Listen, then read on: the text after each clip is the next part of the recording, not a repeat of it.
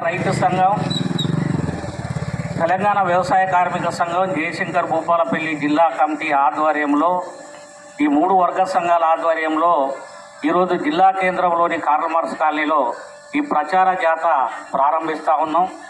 ప్రధానంగా ఇటీవల కాలంలో మోడీ సర్కారు తీసుకొచ్చినటువంటి చట్టాలను నిరసిస్తూ ఈ జాత ప్రారంభమవుతూ ఉంది.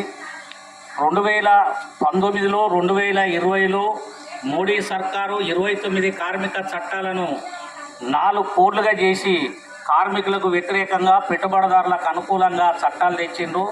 దాని ఫలితంగానే hire and fire system, fixed term employment, outsourcing కార్మికుల్ని ఎక్కువ మంది పెట్టుకోవడం, రోజుకు 176 రూపాయల కూలీ అని చెప్పి మోడీ గారు అంటూ ఉన్నారు. అదేవిధంగా 8 గంటల పని 12 గంటలు పెంచినటువంటి పరిస్థితి కూడా ఉంది. ఈ లేబరు ఆఫీసర్లకు యాజమాన్యాల మధ్య కార్మికుల మధ్య ఉండే అటువంటి రిలేషన్షిప్ లేకుండా పారిశ్రామిక వివాదాల చట్టమే లేకుండా చేసే అటువంటి తీరు కనపడతా ఉంది. గతంలో పరిశ్రమలలో లేదా అసంఘటిత రంగ కార్మికులు పనిచేస్తున్నప్పుడు ఏ ప్రాబ్లం ఉన్నా లేబర్ అధికారులకు చెప్పుకునేది. ఇప్పుడు అది చెప్పుకునే అటువంటి పరిస్థితి కూడా లేకుండా పోయింది. అదేవిధంగా మహిళలకు కూడా రక్షణ లేనటువంటి పరిస్థితి కూడా ఈ చట్టంలో తీసుకొచ్చిండ్రు. కాబట్టి 4 లేబర్ కోడ్లను రద్దు చేయాలని చెప్పి ఈ 3 వర్గ సంఘాల ఆధ్వర్యంలో డిమాండ్ చేస్తూ ఉన్నాం. అదేవిధంగా వామపక్షాల ఆధ్వర్యంలో 2005లో పోరాటం చేసి తెచ్చుకున్నటువంటి జాతీయ గ్రామీణ ఉపాధి హామీ చట్టాన్ని నిర్వీర్యం చేస్తూ ఉండు. ఇప్పటికే మున్సిపాలిటీ ఏరియాలలో ఈ ఉపాధి హామీ చట్టం అనేది లేకుండా చేసిండు మోడీ అధికారంలోకి వచ్చిన తర్వాత. మొన్న 25లో జరిగినటువంటి పార్లమెంటు సమావేశంలో ఈ చట్టాన్ని జాతీయ గ్రామీణ ఉపాధి హామీ చట్టాన్ని మార్చిండు. దాని స్థానంలో వికసిత భారత్ ఆర్ రాంజీ ఆర్ అనే అటువంటి చట్టాన్ని తీసుకొచ్చిండు. గతంలో ఈ ఉపాధి హామీ చట్టంలో 90% నిధులు కేంద్ర ప్రభుత్వం ఇస్తే 10% నిధులు రాష్ట్ర ప్రభుత్వాలు ఇచ్చేది.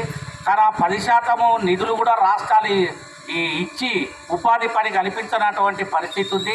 కానీ మారినటువంటి ఈ చట్టంలో మోడీ గారు చేసినటువంటి విధానం 60% నిధులు కేంద్ర ప్రభుత్వం ఇస్తుంది, 40% నిధులు రాష్ట్ర ప్రభుత్వాలు పెట్టాలని చెప్పి మోడీ గారు అన్నారు.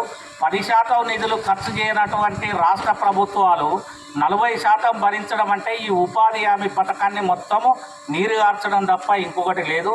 అందుకని ఈ 3 వర్గ సంఘాలు డిమాండ్ చేసేది 200 రోజుల పని ఉండాలని చెప్పి, రోజు కూలీ 600 ఉపాధి కూలీలకు కల్పించాలి. ఇలా పార్లమెంటులో తెచ్చినటువంటి వికసిత భారత్ రామ్జీ అనేటువంటి చట్టాన్ని రద్దు చేసి జాతీయ గ్రామీణ ఉపాధి హామీ మహాత్మా గాంధీ పేరుతో ఉన్నటువంటి చట్టాన్ని యథావిధిగా కొనసాగించాలని చెప్పి ఈ సందర్భంగా డిమాండ్ చేస్తూ ఉన్నాం. అదేవిధంగా 3వ చట్టం విత్తనాలకు సంబంధించినటువంటి చట్టం. ఇది ప్రపంచీకరణలో భాగంగా అంతకుముందు గోల్గాండు టెర్మినేట్ విత్తనాలను ప్రైవేటు కంపెనీలు తీసుకొచ్చినటువంటి పరిస్థితి ఉంది. ఈ చట్టాన్ని రాష్ట్ర పరిధిలో లేకుండా కేంద్రం తన చేతిలో పెట్టుకొని ఇందులో కూడా ప్రైవేటులను తీసుకొచ్చే అటువంటి పని చేస్తూ ఉంది. అందుకని ఈ విత్తన చట్టాల వల్ల రైతాంగానికి ప్రజానికానికి నష్టం వచ్చే ప్రమాదం ఉంది. కాబట్టి ఈ విత్తన చట్టాన్ని కూడా రద్దు చేయాలనేటువంటి డిమాండ్ చేస్తూ ఉన్నాం. 4వ చట్టం విద్యుత్ సంస్కరణలకు సంబంధించినటువంటి చట్టం. ఈ విద్యుత్ సంస్కరణలో దేశంలో ఇవాళ రాష్ట్రాలలో సర్ఛార్జీలు వేయాలంటే రెగ్యులేటరీ కమిషన్ను పెట్టి వాళ్ళు నిర్ణయించిన తర్వాత రేట్లు ప్రకటించే వాళ్ళు. అది కూడా రాష్ట్రాల పరిధిలో ఉండేది రెగ్యులేటరీ కమిషన్ అనేది. కానీ ఇప్పుడు ఈ మొన్న పార్లమెంటులో చట్టం చేసిన తర్వాత ఈ రెగ్యులేటరీ కమిషన్ అనేది మోడీ చేతిలోకి తీసుకున్నాడు. దాని ఫలితంగా విదేశాల నుంచి కరెంటును ఉత్పత్తి చేసుకోవాలి, సరఫరా దిగుమతి చేసుకోవాలని చెప్పి షరతులు పెడతా ఉన్నాడు. అదేవిధంగా తెలంగాణ రాష్ట్రంలో ఇవాళ రైతాంగానికి మొత్తము ఉచితంగా మోటార్లు నడిచే పరిస్థితి ఉంది.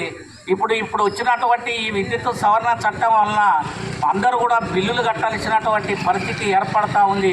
అదేవిధంగా తెలంగాణ రాష్ట్రంలో గృహజ్యోతి కింద 200 యూనిట్ల కరెంటు ఫ్రీగా రాష్ట్ర ప్రభుత్వం కల్పిస్తూ ఉంది.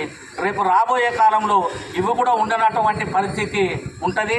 నదులకు కానీ చెరువులకు కానీ మీటర్లు పెడతారు, రైతుల మోటార్లకు స్మార్ట్ మీటర్లు పెడతారు, తర్వాత తుమ్ము కాడ మీటర్లు పెడతారు, రైతు పొలంలోకి పోయే అటువంటి నీళ్ళ కాడ ఆ మెదుల కాడ కూడా మీటర్లు పెట్టి నీటి తీరువ పన్ను వసూలు చేసే అటువంటి పరిస్థితితో పాటు ఇలా అణు విద్యుత్ చట్టాన్ని కూడా తీసుకొచ్చినటువంటి పరిస్థితి ఉంది. ఈ చట్టాలన్నీ కూడా కార్మికులకు వ్యతిరేకంగా ఉన్నటువంటి పరిస్థితి ఉంది. కార్మికులకు కానీ, రైతులకు కానీ, ప్రజలకు కానీ వ్యతిరేకంగా ఉంది. గతంలో మోడీ గారు చెప్పినారు, నల్ల డబ్బును మొత్తం రద్దు చేసి ప్రతి జీరో అకౌంట్లో 15 లక్షలు ఎత్తమన్నాడు. ఇప్పటిదాకా లేదు. సంవత్సరానికి 2 కోట్ల ఉద్యోగాలు ఇస్తామన్నాడు. ఈ 11 సంవత్సరాల కాలంలో ఉద్యోగం కూడా ఇచ్చినటువంటి పరిస్థితి లేదు. ఆదివాసీల మీద, దళితుల మీద, గిరిజనుల మీద, మహిళల మీద, అందరి మీద దాడులు చేసే పరిస్థితి ఏర్పడతా ఉంది. కాబట్టి అందుకోసమే ఈ జాత జిల్లా మొత్తంలో తిరుగుతూ ఉంది. ఈ జిల్లా మొత్తంలో తిరిగే అటువంటి జాతకు నాయకత్వం వహించే అటువంటి నాయకులను ఆదరించండి, అభిమానించండి. మా నాయకులు కరపత్రాలు ఇస్తారు, బుక్లెట్స్ ఇస్తారు. ఆ బుక్లెట్స్ విరివిగా కొనండి. అదేవిధంగా కరపత్రాలను కూడా చదవండి. రాబోయే కాలంలో మోడీ అనుసరించే అటువంటి రైతు, కార్మిక, కూలీ వ్యతిరేక విధానాలకు వ్యతిరేకంగా పెద్ద ఎత్తున ఆందోళన పోరాటాల్లో కలిసి రావాలని చెప్పి విజ్ఞప్తి చేస్తూ ఉన్నాం. ఆల్ ఇండియా పిలుపు 18 వరకు ఉన్నది. 19 తారీఖు నాడు ఎక్కడికక్కడ జిల్లాల్లో పెద్ద ఎత్తున నిరసన కార్యక్రమాలు చేయాలని, ఇప్పటికే గ్రామాలలో ఈ కార్యక్రమాలు చేయాలని, ఉపాధి హామీ పథకాన్ని యథావిధిగా కొనసాగించాలని నూతనంగా వచ్చినటువంటి సర్పంచులంతా ఆ గ్రామ పంచాయతీ లోపల తీర్మానం చేయాలని చెప్పి ఈ సందర్భంగా 3 వర్గ సంఘాల తరఫున విజ్ఞప్తి చేస్తూ ఈ జాతను ప్రారంభిస్తూ ఉన్నాం.